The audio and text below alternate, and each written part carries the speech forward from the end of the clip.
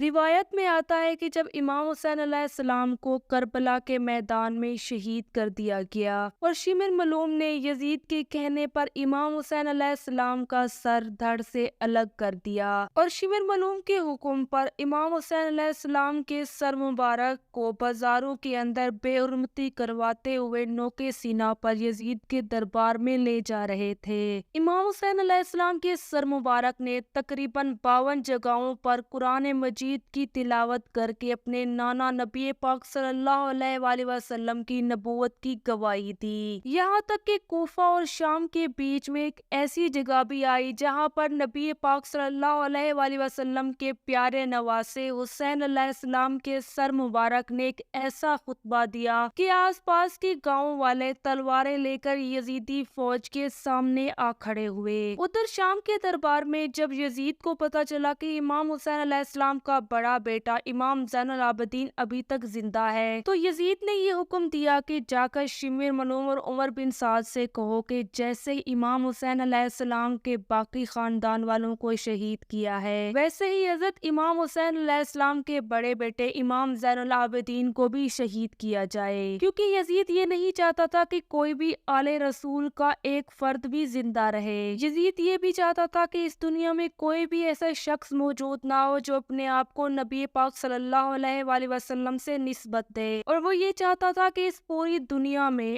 نبی پاک صلی اللہ علیہ وآلہ وسلم کا نام بھی مٹ جائے اور ان کی آل بھی مٹ جائے۔ جب زبیر بن عبداللہ اور حارث بن نعمان یزیدی فوج کے پاس آئے اور یزید کا یہ حکم سنایا تو شمر ملوم کہنے لگا کہ امام زین العابدین تو بیمار ہے، امام زین العابدین ضعیف ہے، اور میں چاہتا ہوں کہ جیسے ہی دربار یزید کے اندر امام حسین علیہ السلام کے خاندان کا تماشا لگے تو امام زین العابدین اپنی آنکھوں سے وہ تماشا دیکھیں۔ لیکن شمر ملوم کو جیسے ہی یزید کا یہ حکم نامہ ملا تو شمر ملوم کی فوج نے تلواریں نکالنی اور امام زین العابدین کو شہید کرنے کے لیے آگے بڑھی۔ جب بی بی زینب نے فوجی یزید کو آگے بڑھتے ہوئے دیکھا تو انہوں نے حضرت امام حسین علیہ السلام کی طرف دیکھا۔ بی بی زینب نے امام حسین علیہ السلام کے کٹے ہوئے سر کو دیکھ کر فرمایا کہ اے حسین، اب اللہ تعالیٰ کی اس حجت کی حفاظت تم کرو۔ بس بی بی زینب کا اتنا ہی کہنا تھا کہ امام حسین علیہ السلام کے کٹے ہوئے سر سے امام حسین علیہ السلام کے لب مبارک ہلے اور نوکے سینہ سے آواز آئی کہ اے شمر رک جاؤ، تمہیں کیا لگتا ہے کہ اگر تم ہمیں شہید کر دو گے تم ہمیں اس دنیا سے ختم کر دو گے؟ شمر، کیا تمہارے لیے اتنا کافی نہیں کہ میں اس کٹے ہوئے سر سے بھی تم سے کلام کر رہا ہوں؟ امام حسین علیہ السلام کا بس اتنا ہی کہنا تھا کہ فوجی یزید نے تلواریں نیچے پھینک دی۔ کوفہ اور شام کے درمیان میں جو بستیاں تھی وہاں سے بھی لوگ تلواریں لے کر امام حسین علیہ السلام کی طرف سے لڑنے کے لیے آ گئے۔ جب سارے بستی والے وہاں پر جمع ہو گئے تو امام حسین علیہ السلام نے بستی والوں کو مخاطب ہو کر فرمایا، میں حسین ابن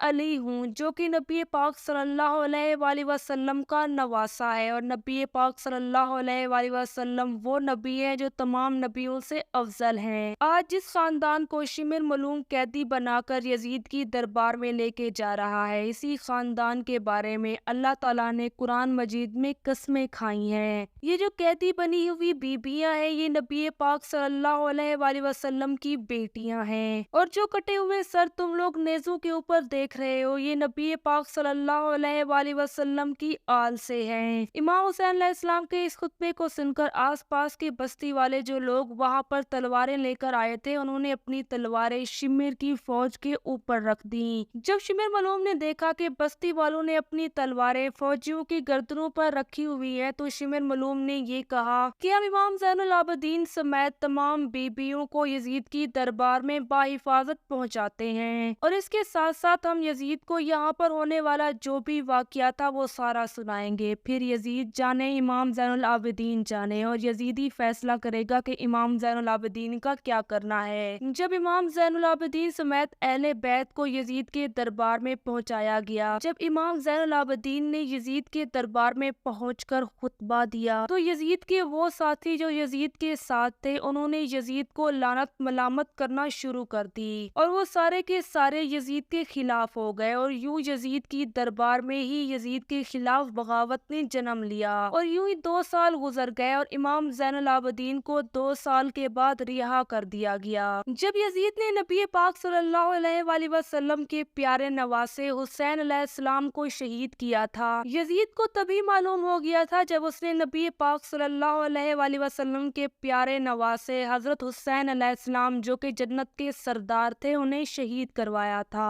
कि एक हुसैन अलैहिस्सलाम को मैंने शहीद किया है तो यहाँ पर मौजूद सारे मेरे खिलाफ हो चुके हैं। अगर मैं और जुल्म करूंगा तो ये सारे के सारे बगावत पर उतर आएंगे। नबी पाक सल्लल्लाहु अलैहि वआलिहि वसल्लम की आल को और इमाम हुसैन अलैहिस्सलाम के खानदान को शहीद करने का मकसद ये था कि इमाम हुसैन अलैहिस्सलाम के खानदान का नाम ना लिया जाए। आज नबी पाक सल्लल्लाहु अलैहि वआलिहि वसल्लम के उस नवासे की कुर्बानी को हर साल मुहर्रम के दिनों में याद किया जाता है और हजारों की तादाद में लोग शिमिर मलूम, उमर बिन साद और यजीद को लानत भेजते हैं। अल्लाह ताला तमाम उम्मत मुसलमा को अपने हिफ्ज़ अमान में रखे और तमाम उम्मत मुसलमा को सीधे रास्ते पर चलने की तौफीक अता करे। आमीन सुम्मा आमीन। जो लोग मेरे चैनल पर पहली दफ़ा आए हैं तो अपनी मौजूदगी का एहसास दिलाते हुए चैनल को सब्सक्राइब कर दें और कमेंट बॉक्स में अपने सवालात भी हमें बता दिया करें ताकि हम आप लोगों को उनके जवाबात भी दे सकें।